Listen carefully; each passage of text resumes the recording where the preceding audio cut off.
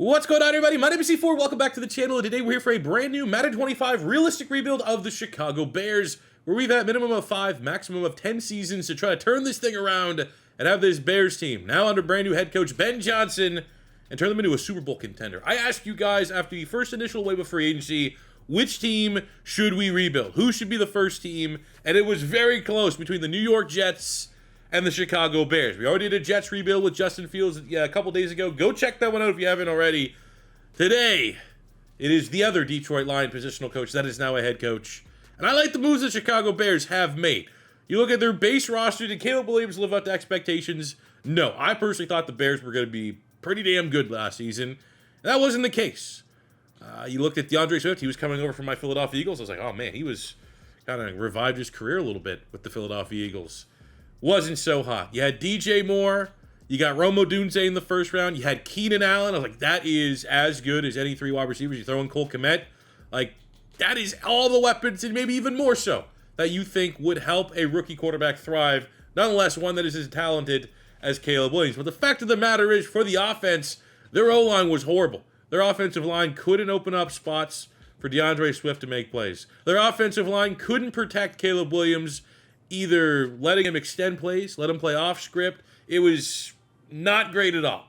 So what did the Chicago Bears do? They went out, they traded for 2 big-time guards. They got Joe Thuney, 93 superstar from the dynasty, asterisk, after my Philadelphia Eagles belt to ask them in the Super Bowl, but it's still the best team in the NFL. Joe Thuney was arguably the best offensive lineman, but at 32 years old, didn't really fit within how they want to construct their salary cap. So very affordable. I think it was a future 4th-round pick is all it cost the Chicago Bears to get one of the best guards in football. And he's a win-now guard. And I don't think there's anything about this Bears team that doesn't say that Ben Johnson wants to be competitive next season. They go out, they get Jonah Jackson, who became depth on the Rams, but he was really good for the Detroit Lions. Connection with Ben Johnson. They signed Drew Dahlman, very nice center, from the Atlanta Falcons to give them a complete offensive line. Now, the last time we did a realistic rebuild of the Chicago Bears, I actually kind of did it in assumption that Ben Johnson would become their next head coach. But at this point in time, I didn't know who their defensive coordinator was going to be. And that is important from a Madden sim standpoint because it's what defensive playbook you're going to use. And they went over and they got Dennis Allen to come over and be their defensive coordinator. So we're going to be able to take the New Orleans Saints defense, the Detroit Lions offense, and see what kind of winning combination we're going to be able to get. But also as it relates to the offensive line, the last time we did a Bears rebuild, I had to spend premium picks in all these drafts, 1st, 2nd round picks, to retool and rebuild this offensive line. The fact that we're going to be able to spend and invest those picks at other positions is Ashton Jeanty going to potentially be up for grabs. You flip on the defensive side, still plenty of opportunities to invest our picks and get some big-time players here on defense. Looking at what we got here, we got Montez Sweat, Javon Dexter, Edmonds, Edwards, Byard, Brisker, Gordon, Johnson, and Stevenson, with Jalen Johnson being the lone superstar. There are interesting pieces on the Chicago Bears defense. Now, they underperformed last year, but the talent is certainly there. I think Jalen Johnson is one of the best corners in football. I think you look at literally every other DB, combine them, that's one of the top 10 secondary in the NFL on paper, in my opinion. You have Edwards and Edmonds. Edwards is near the end of his prime. Edmonds maybe a little expensive. But for the most part, like, those are 2 really reliable linebackers.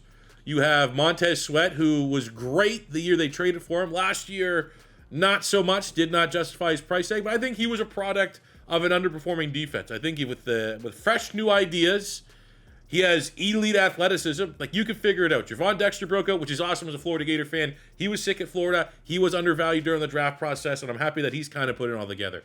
And then they sprinkled a little bit in free agency. They bring over the veteran from the Atlanta Falcons and Grady Jarrett. That's more of a win-now type move. They get Odengabo from the Indianapolis Colts. Don't know if he's good enough for me to pass over drafting an edge rusher early or drafting an edge rusher in the 1st round, depending on how the board looks. But if we can't, I think he's solid enough. How old is he? 26? Only 25. So, I mean, that's a versatile lineman. That's a guy that can play all across. You can put him at D-tackle, undersized, sub-rusher. You can have him play defensive end. He's a good run defender. But he's good enough that I don't have to panic. I don't have to overreach for an edge rusher. We could take it as the board falls to us in the 2025 NFL draft. And I think that's kind of important for how the Chicago Bears handled free agency. Because I think they have truly understand that they're a win-now team. They're a team that does not want to go, oh, well, now we're here ready for the new rebuild under Ben Johnson. They're ready to win under Ben Johnson. How they handle free agency, I think, sets them up to go best player available at each and every one of their draft picks, which is exactly what I'm going to do. So at pick 10 in the 2025 NFL Draft, looking at the board, some interesting names have already gone off. Very surprised Abdul Carter fell all the way to 7. We got both the quarterbacks. Travis Hunter went 1. Ted McMillan, T-Mac, who we used in that Jets rebuild, go check that out, is gone. And I think this is one of those ones where I would love to see this happen. What we know about, Ben Johnson is he needs his running back. Is DeAndre Swift the running back? Is DeAndre Swift the complementary option? I think, with all due respect, DeAndre Swift is a complementary option. I think Ashton Jeanty is your Jahmyr Gibbs. Jahmyr Gibbs is what made that Detroit Lions offense go. We are selecting Ashton Jeanty at pick 10 in the first round. I think if this is the actual board, I think most Bear fans are screaming, give me Jeanty.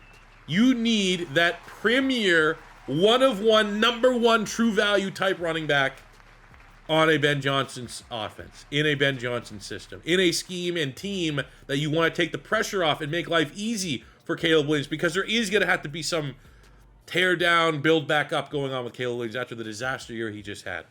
So you get someone like Jeanty, who's a bona fide superstar. You put him in a very running back friendly offense. You have a 1-2 punch with DeAndre Swift. You have a quarterback, you have your wide receiver 1, your wide receiver 2, your tight end 1, your entire offensive line is set. This is now, I'm not going to say Super Bowl caliber offense, but this is at bare minimum a Super Bowl bubble type of offense. This is a playoff minimum Super Bowl bubble area code offense, and that's exactly what you get with Ashton Jeanty. Now with pick 10 in the second round, very interesting board, a little bit of a bummer. Pick 34 and 38, Ezra Aku and JT Tuimoloau, respectively, on the Browns and Raiders. That's where it would have gone. I think second round would be an interesting spot for the Bears to address pass rush, get another young pass rusher. The board just didn't fall that way. When you look at the pass rushers available, Ingram Dawkins is more of like an interior guy. You have Jack Sawyer from Ohio State. The value's just not there, but he could very well just end up being like our panic pick. You have TJ Sanders. We got Stutzman as like an off-ball linebacker, which you'd like to wait till the third round. Same with Schweisinger. We're pretty good for the secondary. So I think we're going to go slight reach here. Gamble, there's a dev trait. Jack Sawyer, Ohio State. Mr. Ohio State on that defense. 87 in true value at 40. But we do at least roll a dev trait there. Somewhat limited of an athlete. But as long as you have a dev trait, you have a chance to grow and develop into a long-term starter for us. As we go right into the third round, the line, man, we're just getting robbed. Schweisinger, the linebacker, 66. He would have been an awesome pick. I think linebacker safety. I think you look at our safety room, you kind of see that Kevin Byard doesn't have, it's Kevin Byard. He's at the end of his line there. We got Mukuba from Texas. I'm actually a big fan. He was very impressive. Every time I watch the Longhorn play, he stood out. Probably, him and Colin Simmons on that defense were big-time players. If we want an off-ball linebacker, we still have Danny Stutzman, who is a value pick at this turn. And then we can just kind of punt. I think we're going to do that. We'll go Stutzman because I did scout him. And then we'll punt getting Kevin Byard's replacement next year, when likely we just let him hit free agency, or maybe we even look into free agency. And Stutzman ends up being 52 in true value at 74. No dev trait. But he was a guy that definitely surprised a lot and raised a lot of eyebrows for how well he tested. But let's be honest, it was a stereotype. You get these type of guys that are, college linebackers. Everyone knows what that means as it translates to the NFL, the productive white guys. And then every now and again, you get one of these guys that run like a 4.5, low 4.5. You're like, holy shit. Okay, I'm interested. That's kind of where Danny Stutzman's draft value is at right now. So take a look at our draft recap. Got real nice value here late. Jalen Smith, 71. Josh Simon, the Western Kentucky transfer going to SEC. Good athlete. Kind of drafted him based off his athleticism. But he's the only guy that we have that's below a 70. We got Jalen Noel, who killed the combine out of Iowa State. He's 70 normal. Danny Stutzman, 72. We got Kyle Kennard. When did we draft him, dude? When the hell did that happen? What?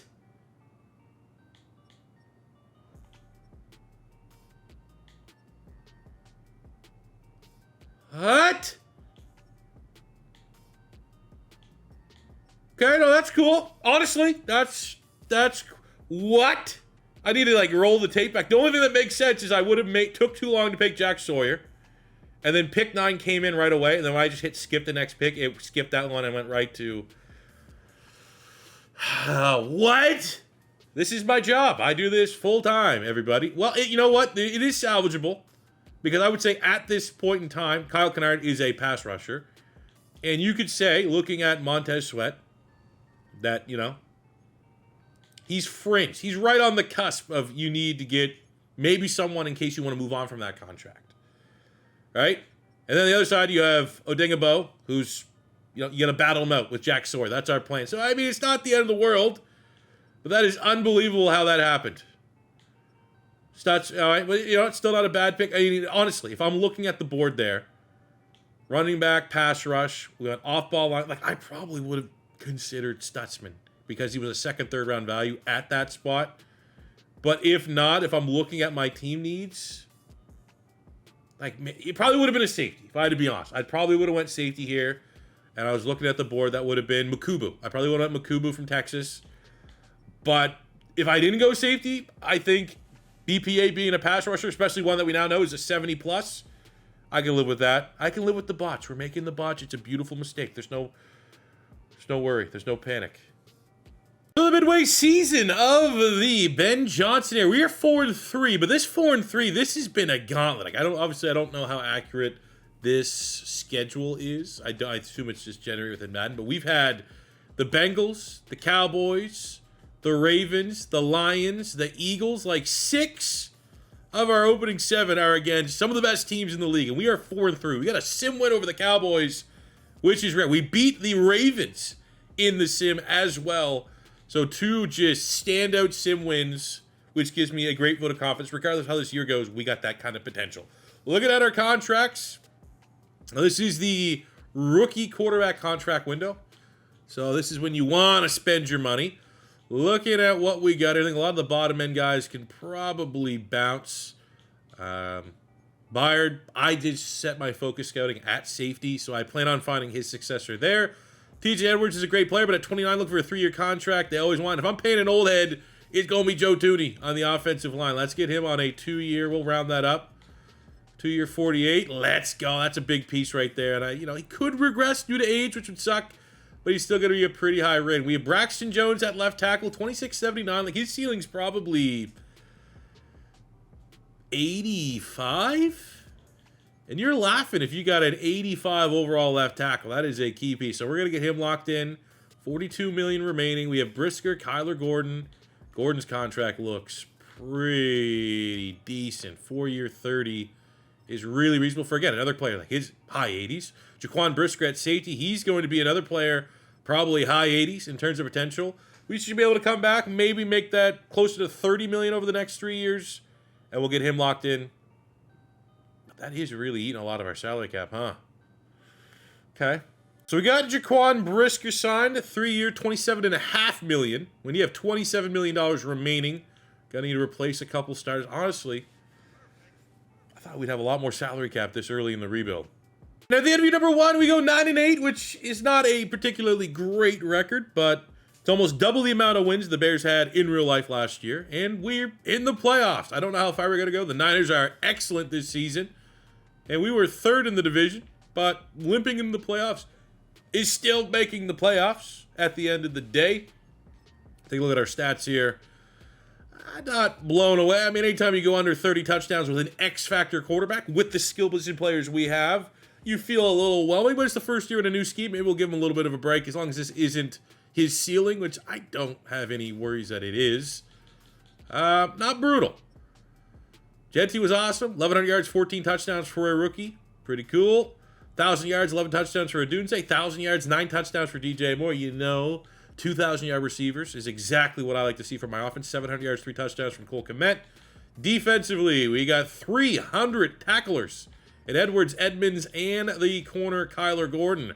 Our sacks are not acceptable. 7 sacks, 14 TFLs for an ageless wonder in Grady Jarrett. 5.5 sacks, Montez Sweat on 17 TFLs. So the TFLs are good. but you need to be getting a lot closer to double-digit sacks. Javon Dexter only 4.5. Sawyer with 3 on 10 TFL, so that is certainly an area for improvement and borderline cause for concern. Love seeing 4 picks for Jalen Johnson. Overall, interception numbers, not bad for the defense. Ducks, we didn't have a single Rookie of the Year or any award winner. Jeanty got beat out by Amika Abuka on the Eagles, which is a necessary draft pick.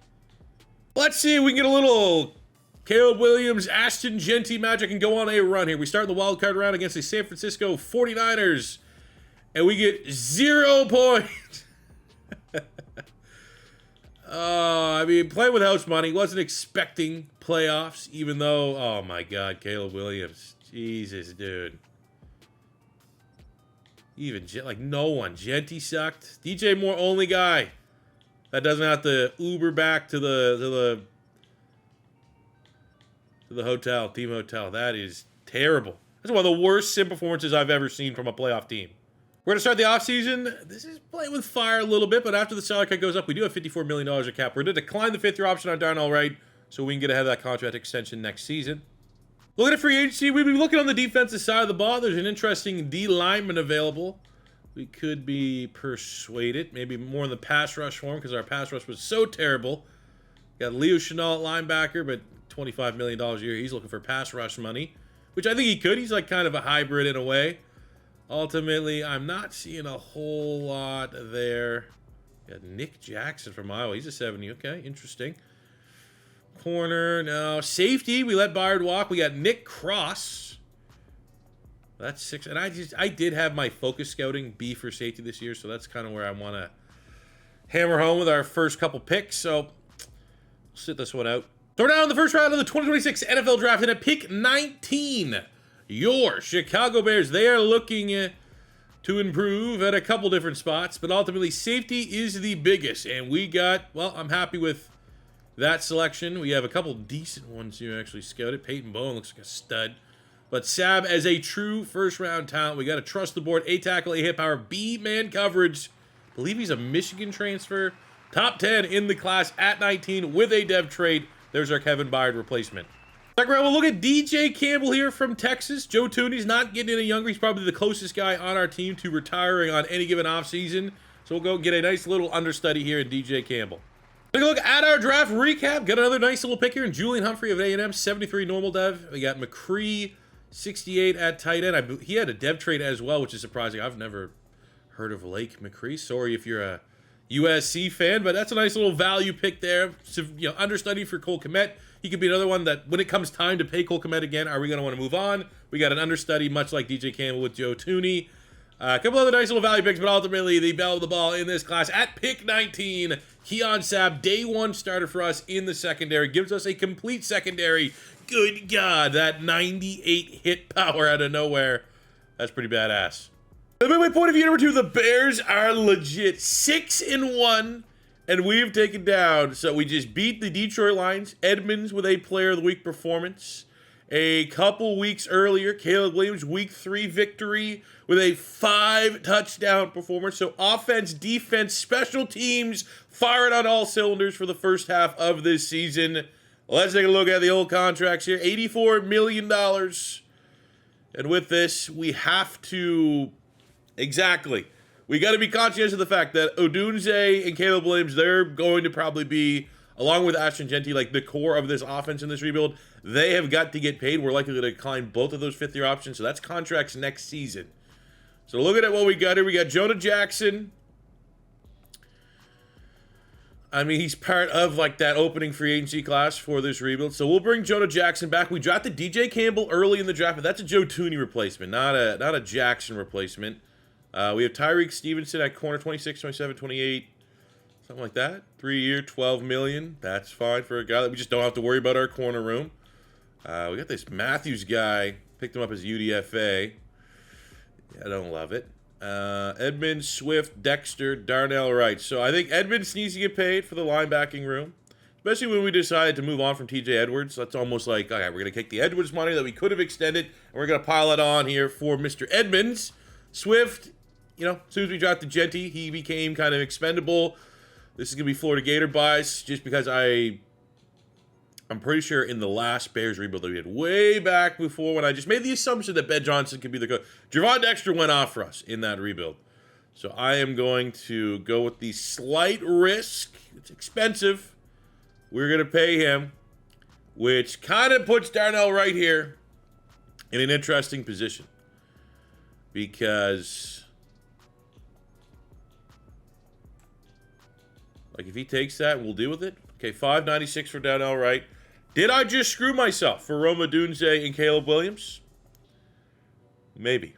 But if, like, Joe Thuney retires, that's going to be a lot of, like, Rome Odunze's next contract, because Thuney's one of the highest paid players on our roster. Well, we might have just played with fire there a little bit, paying all these guys. We'll see. Another insane performance. Week 17. Gotta have it against the Green Bay Packers. We're now 12-4. Chance for that 13th win, but 6 touchdowns from Caleb Williams. We've figured it out offensively. Year number 2 regular season has completed. The Chicago Bears at 13-4. Way better than last year's 9-8 record. Still not good enough to get the 1 seed. That belongs to the Philadelphia Eagles in the NFC East. But look at our rankings. Top 5 offense, top 4 defense. Feeling pretty good. The vibes are strong. Caleb Williams, top 10 in passing yards, 46 passing touchdowns, only single-digit interceptions. It's what you could only dream of. But the fact that he is and has been since we've started this video an X-Factor quarterback, you always have that potential. And pairing that with Ben Johnson, there's a chance for this magic in real life. Jeanty, 1,200 yards, 11 touchdowns, which is very impressive given the state of our passing offense for him to still be able to get that. Receiving, we got 1,400 yards, 23 touchdowns from Rome Odunze. 1,100 yards, 12 touchdowns. DJ Moore, 6-4 for Cole Kmet. We have defensively over 100 tackles, 2 sacks, 4 picks for Tremaine Edmonds, 12.5 sacks on 12 TFLs for Montez Sweat. Jack Sawyer and Javon Dexter, however, struggling to get those guys caught to speed. From the interception number, the rookie Keon Sabb with 3 interceptions. That might put him in a good position for that old Defensive Rookie of the Year award.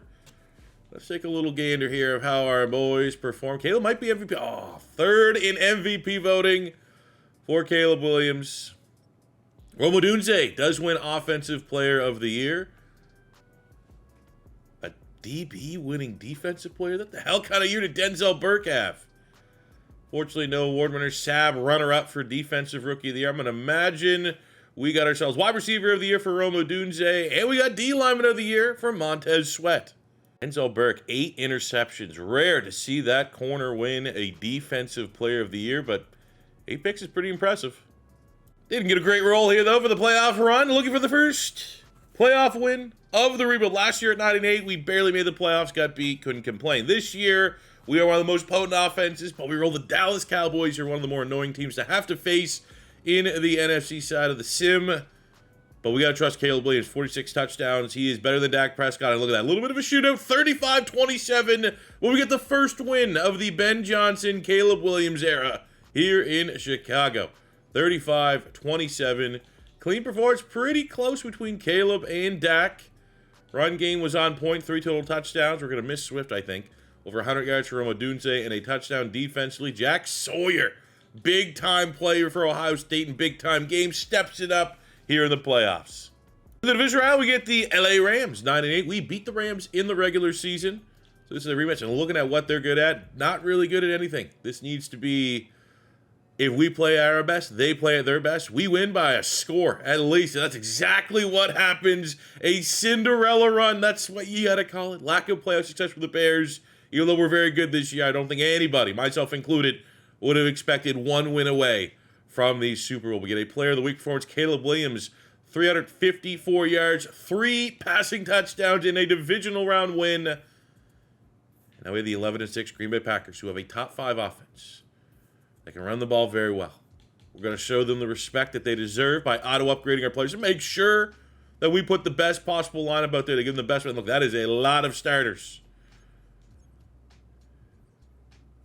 Well, what we do know, what we have found out over the last year of rebuilding in Madden 25 is that the Green Bay Packers are maybe still one of my favorite offenses of all time in this game. And look at that. Josh Jacobs went off 130-some yards. Was it close? Wow. 35-34.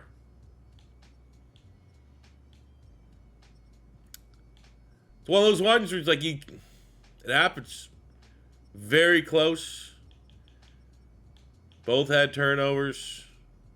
No one really had a pass rush. Very even. Damn. We'll be back. Hell of a year. Hell of a year. The only thing that's going to put a little smile on our faces crashing out of the playoffs is, one, Joe Thuney's not retiring.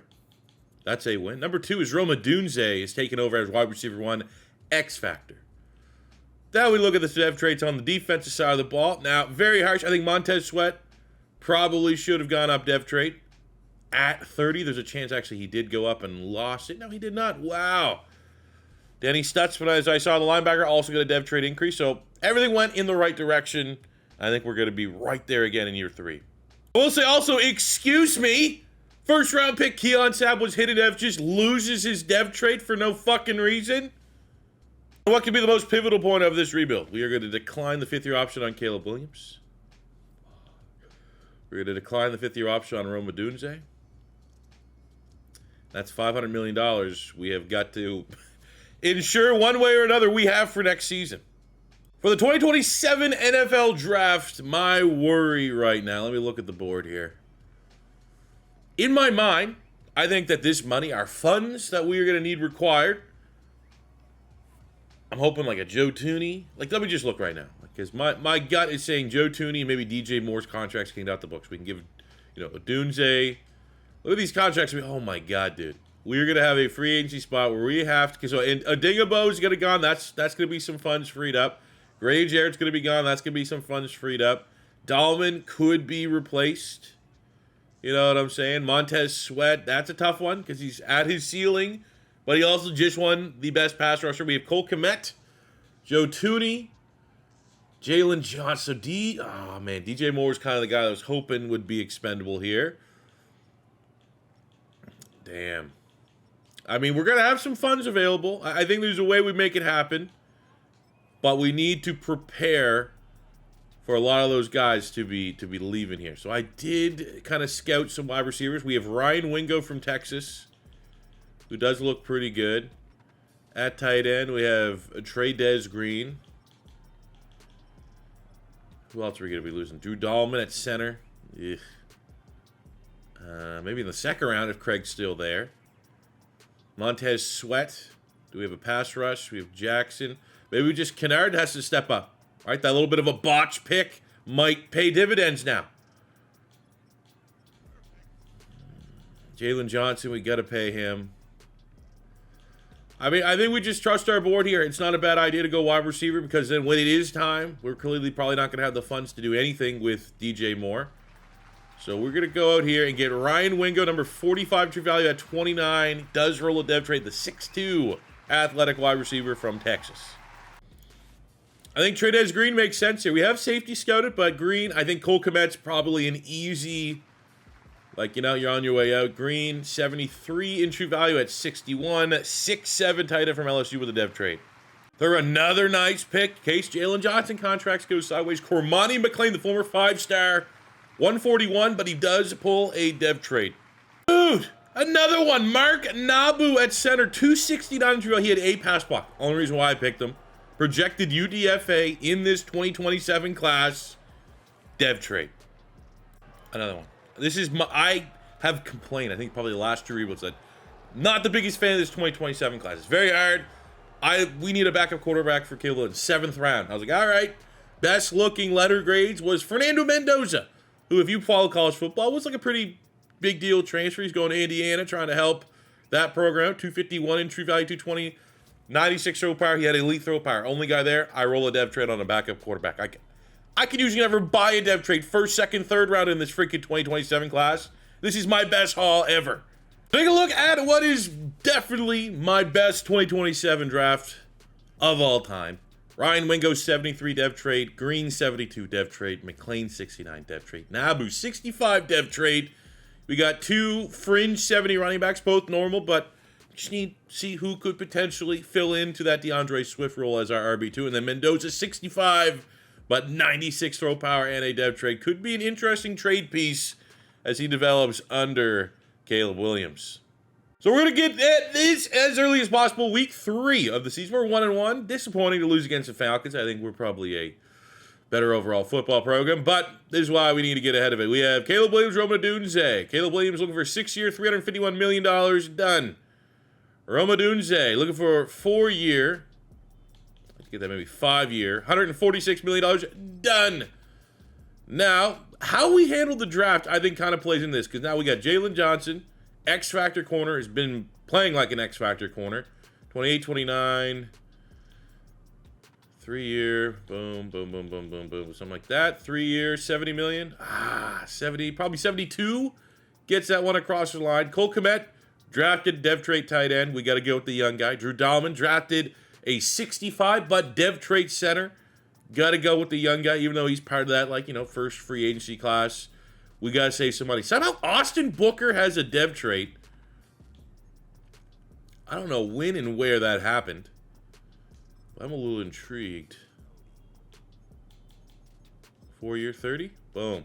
That'll be our Montez Sweat successor right there. We got to get younger, dude. Now, if Joe Thuney wants to return on a rental, I don't see myself ever being a big spender in free agency, so we'll bring him back. I think he's probably going to be in there for Grady Jarrett. You got Torrey Taylor, hidden dev punter. Can we lock him up just for the rest of the rebuild? No worries about it. So we'll come back to the table, make sure we get that Jalen Johnson contract across the line, and that last draft class is going to have to step up. So before we talk with Jalen Johnson, avenge our playoff loss, crushing playoff loss to the Green Bay Packers, beat them in the regular season for whatever that worth. But let's go. 3 years, 71, almost 72 million for Jalen Johnson. That's all he needed. A little grease the wheel. So it ends up being a little bit of a regressive year for the Chicago Bears, but I think there's an element to playing a 13-4 schedule this season. A lot tougher games. We finished out strong. 2-game win streak. Beat the brakes off the Vegas Raiders. Caleb Williams with a 5-touchdown performance. But if Caleb Williams didn't have that game of 5 touchdowns, his final stat line would pale in comparison to what he did last year. He had under 30 going into that game. Interceptions are up. Touchdowns are...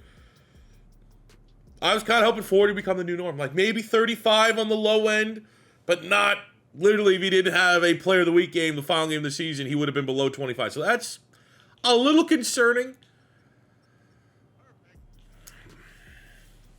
In the same regard, like Jeanty's touchdowns are up. So, is there that big of a discrepancy? Or are we just kind of moving the touchdowns around this year?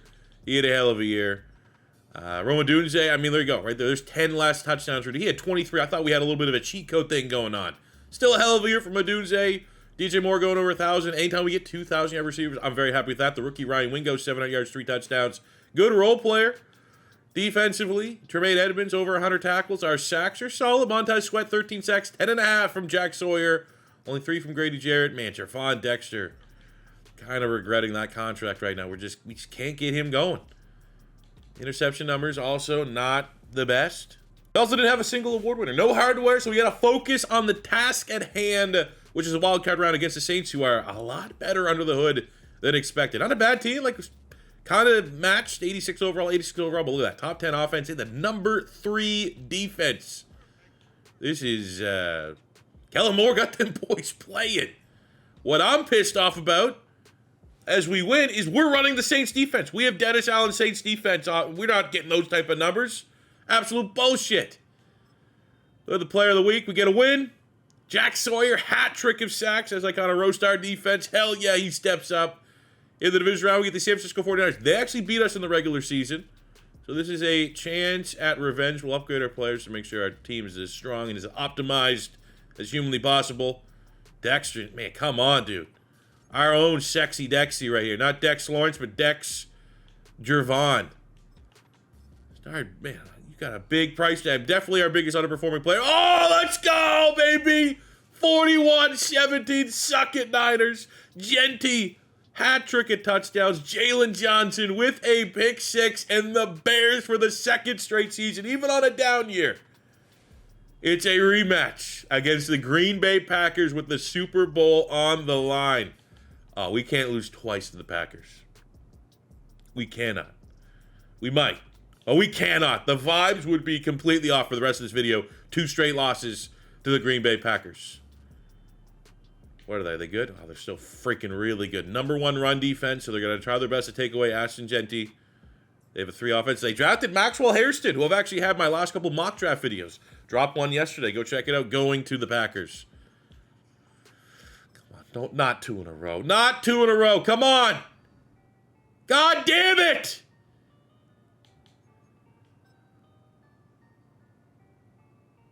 Jeanty went off. That #1 rush defense ain't new shit. 150 yards, hat trick touchdowns.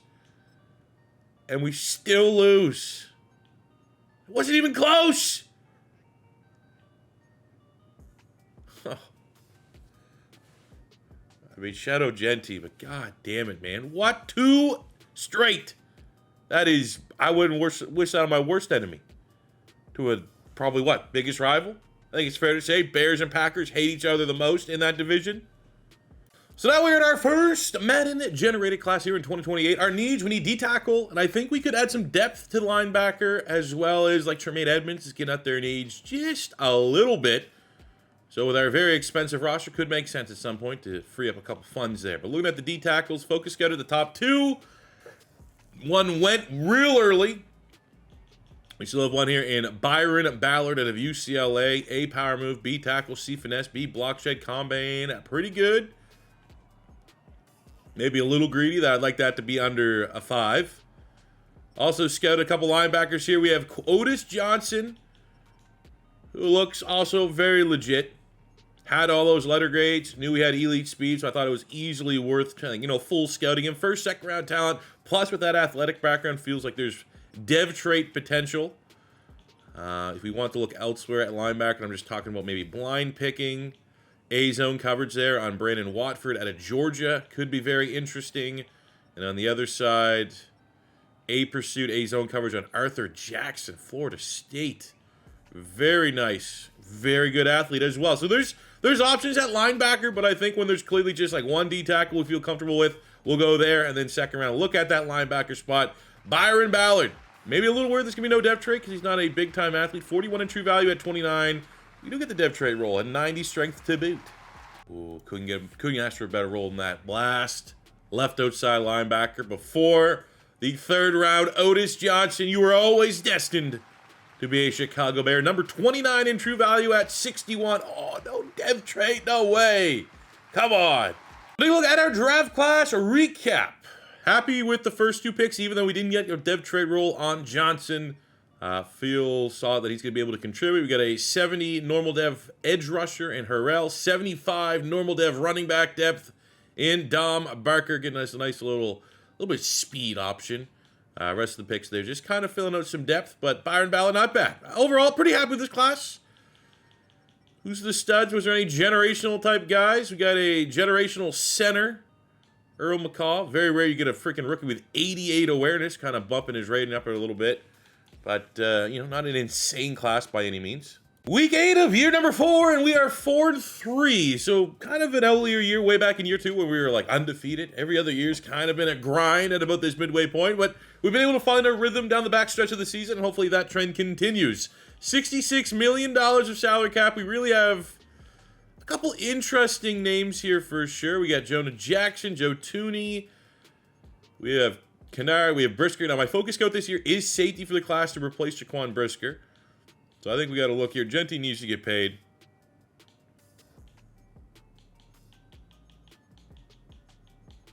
How about that? Let's go. Okay. First big piece. We have Stutzman. Let's go. We have Jack Sawyer. Ooh. I mean, he just started playing pretty well for us, though. Let's go. $23 million remaining. I don't expect to be spending a lot of money for him, so I feel like it's kind of like, let's pay Joe Thuney. And if he retires, maybe we do dip our toe into free agency.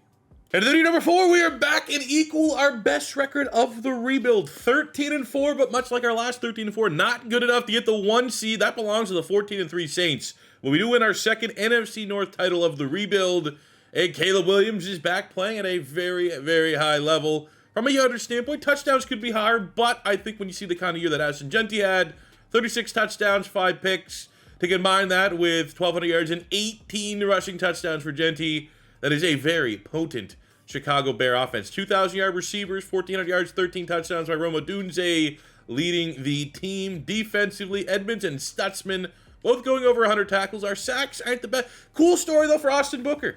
I remember, like, during the Hard Knocks, he was kind of like, oh, maybe the value pick of that class for the Bears. He's coming along nicely. 11 TFLs. Never thought there'd be at any point he'd lead the team in sacks with 10, but here we are. 9.5 sacks from Jack Sawyer, 4.5 Ballard. And it's, again, I hate to keep ragging on a Gator here, but Dexter is probably our most overrated player as far as contract to production is concerned. For awards, we end up getting running back of the year for Ashton Jeanty, and pretty cool that Joe Thuney is lineman of the year. We are 4-2 in the playoffs over the last 2 seasons, so I'm expecting almost every time we get here that our team answers the call of duty and plays some of their best football. Now, in the NFC Championship game, that's a different story, but we start with a nice win on the Atlanta Falcons, 35-25, in which we get a Player of the Week performance. Caleb Williams, 4 touchdowns, and we are now awarded the opportunity in the division round to take on the Philadelphia Eagles, 13-4. This is pretty good. Bears, great offense, great defense. Eagles, great offense. Good at potentially shutting down Ashton Jeanty. It is an interesting matchup here between two of the best rosters in the NFL in the divisional round. Sorry, Philly. 35 points again. Control-C, Control-V, and it's actually Jalen Johnson with 2 interceptions on Jalen Hurts, getting NFC Defensive Player of the Week. And for the 3rd straight year, at least it's not against the Packers, the Chicago Bears are into the NFC Championship game. We got the 14-3, the 1 seed New Orleans Saints, who, honestly, looking at it, nothing's too crazy. I mean, they're getting ridiculous production out of Harold Fannin Jr., their tight end. They got Nico Iamaleava, 42 touchdowns. Like, is it... Okay, we're going to auto-upgrade players. I don't think I've ever had a rebuild where I've lost, potentially, and we're just maybe trying to reverse jinx here, 3 straight championship games. I mean, you know, I could show that to my 3-year-old. She's going to go, the team with more green's probably going to win. And I'd go, oh, you don't know what I do for a living, because half my content is losing my mind at things that don't make sense. We did it! 35 again! 35 points! All 3 games. Caleb Williams with a 4-touchdown performance, back-to-back Defensive Player of the Weeks for Jalen Johnson. And I'm going to assume on the other side, especially seeing a hat trick of picks for the Bengals there on their defense, that it is going to be a vicious animal Super Bowl between the Bengals and the Chicago Bears. Let's get a look here at how this came. Look at that. That's pretty sick. 35, 35, 35, 35, 17. Defense also showed up in this one. Caleb Williams did have a little blemish there with the interception. That's good. The run game was on point. Rome Odunze, 2 touchdowns defensively. 2 sacks. Austin Booker. What a story Austin Booker has been. 2.5, Jack Sawyer. Let's go, baby. But the 35s gets us into a very, very interesting matchup. Joe Burrow, Jamar Chase, and one of the most overpowered offenses. They're 92 overall. We're 92 overall. This should be a shootout. That's what they want. That's what we want. The #1 passing offense in the league. #2 overall points. Joe Burrow, 47 touchdowns and over 5,000 yards. They have Jamar Chase with 1,400 yards. Luther Burden with 1,600 yards. Jesus Christ. You know what we got, though? We got 2-time, during this playoff run, Defensive Player of the Week. Jalen Johnson's going to shut that shit down. Now, I'm going to be a little bit honest with you. I don't know if that Slim Shady guy is going to be stopped here a whole lot. I love my defense. It does feel like that Bengals offense looked pretty similar to some of the Bengal offenses that we had with that Bengals rebuild a couple weeks ago, where we literally broke the Madden sim. And we have a team here that's just fallen short. 2 straight championship losses. Finally get past that game to the Super Bowl. But are we contenders or pretenders? What is Caleb Williams going to do? Feel like it's got to be, we got to trade touchdowns. We can't be settling for field goals. It needs to be touchdown. And look, they're right there. There's a huge stand by the Bengals. I bet you they're not going to be settling for field goals when they get in range. But there we go. 10-0. Cincinnati gets a score right before the end of the first half. We have a 3-point lead into the second. Nice drive there to go up 17-10. Oh, man, put this one in, and we are feeling excellent. Let's go! Oh, baby, and I'm going to hop in. Now, this doesn't count as me helping. We are up 24-7. I just want to show a little love to our squad here. Oh, baby, a little something to Ashton Jeanty out the backfield. A little shake and bake, a little razzle-dazzle for our X Factor. Huh? Think that'd be cool? Let's see what we can get. Boom. Boom. Oh, and he drops it, damn it. What about this? Oh, something like this. What about a little Rome Odunze, X Factor on X Factor crime? Hit him with the slant. Come on. Oh, that's so late. Oh, my God. All right, let's act like I didn't just expose how not great I am at this game. We're going to go for it again. There's no way this ends up biting me, right? There's no way we miss this and or make this. But if we miss this, they're going to get like 2 straight insta scores and then just bite me in the ass. I mean, we need, what, 1 yard? Like, maybe we just get this first down. How about that? We'll just get this first down to the 6-7 tight end green. Don't matter. There we go. Punch our ticket. We deserve this. We've been so close to being so close. And when you get the role that we did, when you've been able to draft and get the good role of drafting that we did, and trusting the right players and letting the right guys leave at the right time so that we can afford the gigantic, the $500 million, $500 million contracts that need to be handed out to a Rome Odunze and a Caleb Owens. You go anti-Cincinnati Bengals, who always just are, botch their contract negotiations, as we see right now in real life. We do it the right way. Let's go, man. It's been a minute. I feel like the last couple Super Bowl wins, it's always like the pressure is on before we pay our franchise quarterback. We want to get that Super Bowl cashed in, checked, banked, and then we don't have to worry about how tight the salary, how tight the roster management has to become because you have a quarterback with an insane contract. We were able to win a Super Bowl paying Caleb Williams and letting a lot of guys walk and trust in our young guys. And I think, as you can see here very clearly, Super Bowl MVP Caleb Williams and the Bears are champions after 4 years. Let's see if we can run it back with back-to-back Super Bowl crowns to finish out this rebuild on a lovely Saturday. Now, we got robbed of a dev trade on Joe Thuney. He got lineman of the year, went to Superstar, lost to Superstar, but he didn't retire. We get him to go for the full rebuild, which is cool. Ashton Jeanty, as we saw in the Super Bowl, has made the progression from Superstar up to an X Factor after winning running back of the year. And as we look at the rest of the team, unfortunately, maybe we won't disrespect it, but DJ Moore is regressing pretty harshly. He's now down to an 82 overall, but still a nice role player for our squad. On the defensive side, as far as dev traits are concerned, we lose the dev trait on Tremaine Edmonds. We gain the dev trait back on Sab, who was a hidden dev rookie, lost it very harshly that season. So, I mean, we're looking nice. We're in an all right spot. Go to the draft, go best player available, try to run it back. So for this draft, we put all our resources into focus scouting and extra scouting some safeties. We had Peter Jefferson here, who had B in zone coverage, which made him stand out a little bit. And he is a first, second round talent. And for the free safeties, very strong, a lot of talent here.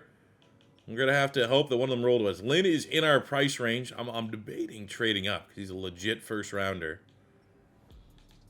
Dempsey also looks pretty nice. We got options. Let's see where Lynn's going in the mock draft.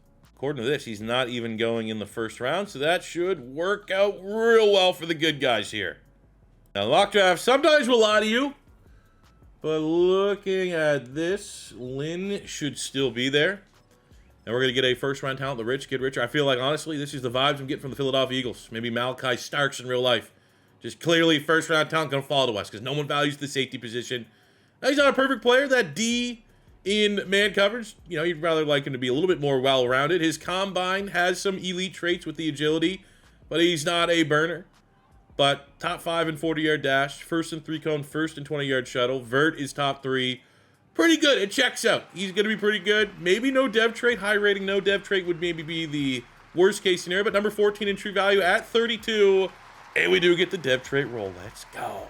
Luckily, the rest of the draft didn't really yield much. That got my juices going. But when we have just one player that we need, and you find that one player, then have to trade up for that one player, feels pretty good. Looking at the rest, it did feel like the vibes where this was not a great draft class. I don't think we're going to see a lot of crazy players. That is particularly like no steals. Everyone that was good was in the first round. So it is what it is. Not too often, though, the best player is a tight end. And that tight end goes second.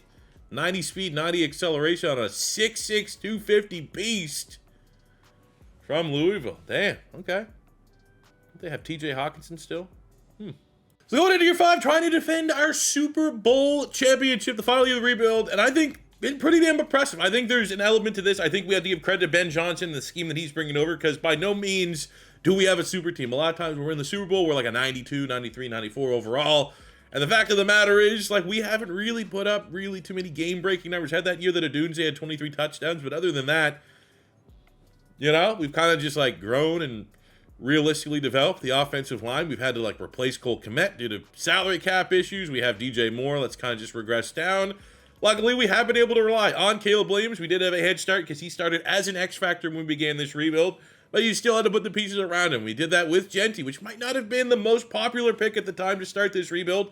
Probably people screaming at their computer monitors or phones or whatever you're watching to say, no, we got to go edge rusher. No, we got to do this or that. I went with the fun pick, and the fun pick worked out. Defensively, I think the same kind of thing. We haven't really had a prolific pass rush. Unfortunately, I'd love to say, Javon Dexter was unstoppable, but he's been very underwhelming. We've got maybe better than expected production at Jack Sawyer. Kind of cool to have Booker here just come out of nowhere and develop into a starter for us. Stutzman has been really nice. Our secondary's been interesting. It's been up and down. I think if I had to give credit or who's been the MVP on the defense, it's definitely been Jalen Johnson. Was huge during that playoff run. Was at one point up to an X factor and played outstanding football. He's a guy that, I'm looking at the awards. We had that one year that Montez Sweat won Defensive Player. Even then, that wasn't a crazy year by any means. So we've won with this kind of just consistent defense and a realistic offense, all led, and all credit, I think, has to go to Ben Johnson. And now we are here, defending Super Bowl champions, trying to make it happen again to close this rebuild out in year 5. And repeat, we might just do 15-2 at the end of year number 5. We're the number 2 offense, number 9, so a top 10 defense. We are the 1 seed, far and away the 1 seed in the league. Caleb Williams, Jeanty, Odunze, all in the top 3 of the respective positions. Caleb Williams, 300 yards, 34 touchdowns. Interceptions up a little bit, which is weird. Jeanty, maybe his best season as a Chicago Bear, just under 1,300 total yards, running the football, 21 touchdowns. We got 1,600 yards, 17 touchdowns. Odunze over 1,000 for DJ Moore. Defensively, Edmonds was very productive. Sacks, not great, but hey, credit where credit's due. Maybe the best year we've got out of Javon Dexter. Maybe roasting him a little bit. Got him to up his production 25%, but Austin Booker leads the team in sacks again. What a success story. Keon Sabb leads the team with 5 interceptions, 4 for Jalen Johnson. For hardware, we have Ben Johnson taking home Coach of the Year award. Very, very deserved. In the NFC, Rome Odunze wins Offensive Player of the Year and Wide Receiver of the Year, as well as Ashton Jeanty bringing home Running Back of the Year. Because we know this is going to be our last hurrah, let's take a look at what these stats kind of tell the story of the success we've had here with the Bears through 5 seasons. We have 25,000 yards passing, 196 touchdowns and 50 picks for Caleb Williams, which, he's played very well. Maybe not elite, maybe never at that level that he's, in the discussion for MVP, but he's been more than good enough for our team to be the most successful team over the last 4 years in a row. We have just under 6,000 yards rushing, 82 touchdowns for Ashton Jeanty. What a pick. He has been transformative player.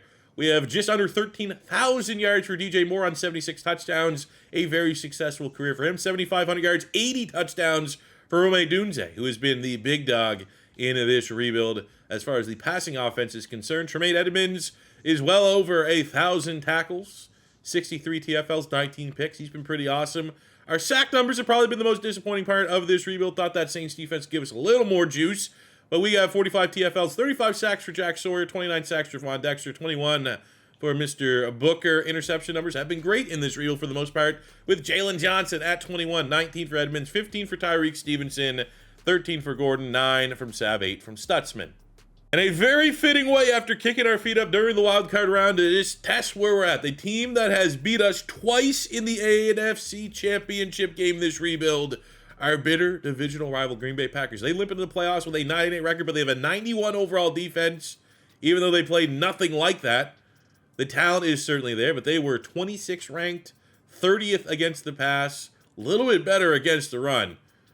So an underperforming defense. It says all the makings of just an ugly, ugly, wet fart way to finish this rebuild. Yep. I just had those vibes, man. Ah, brutal, dude. Absolutely brutal. 2 touchdowns. 3 picks, Caleb Williams. They took away Ashton Jeanty, who had a fumble. This is a worst case scenario. Shout out Austin Booker, only guy that can hold his head up high. Makes no sense, dude. 3 straight seasons that we went to at least the NFC Championship game. And then here we go. It's just Green Bay, dude. 3 straight seasons we've at least gone. 4 straight playoff years. 3 of those 4 years, the Packers ended our playoff run. So they were just our Achilles heel, I suppose, in this one. But at the end of the day, reflecting, very happy with how this rebuild turned out. It was the most requested one I've been seeing you guys want me to do from the fall of the free agency, because the last time we did, we just had to invest so heavily on the offensive line. But going out, getting Thuney, getting Drew Dahlman, getting Jonah Jackson, getting Grady Jarrett, pretty nice investments for the Bears, all things considered. Maybe no investment bigger than the addition of Ben Johnson as their head coach. I think that's why we won. I don't think you put this team with any other than the Ben Johnson offense and the defense that he's putting together. I don't think we don't win one, but I don't think we win one this early. I don't think we find the success we had this early. So I very much appreciate the coach. I very much appreciate these dudes for the most part. And it is what it is, man. Another successful rebuild in the bank. So with that being said, fellas, please let me know in the comment section below what realistic rebuild you guys want to see next. What team has done the most in free agency that you think would be pretty interesting to see how I could furnish that team with some realistic college players from the 2025, 2026, 2027 NFL drafts and try to turn that thing into a Super Bowl champion. Please let me know in the comment section below. If it is your first time stopping by, don't be afraid to hit that subscribe button. Smash the like button if you enjoy for the YouTube robots. Helps with the channel, with the algorithm. That's all I can ask for in return. And until next time, it's your boy C4 saying peace out, love ya. Have a good one.